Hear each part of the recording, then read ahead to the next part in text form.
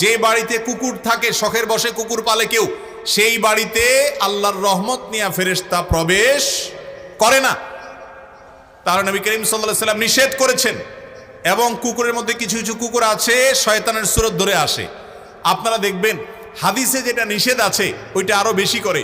পশ্চিমারা বিড়ালও পালে, কিন্তু বিড়ালের চেয়ে কুকুরের সাথে দুস্তিতে একটু বেশি, কারণ হাদিসে নিষেধ আছে, এই জন্য শয়তান ওটা আরো বেশি করে করায়, ক্ষতিগ্রস্ত করতে চায়।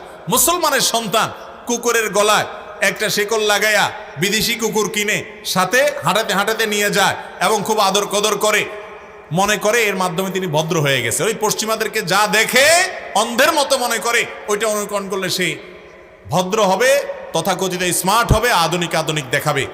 এরা হলো সবচাইতে বেশি পশ্চাৎপদ, এরা হলো সবচাইতে বেশি বিবেককে অন্যের গোলামি করে নিজেকে গোলামের জিঞ্জিরে আবদ্ধ করে ফেলেছে। মুসলমানের জন্য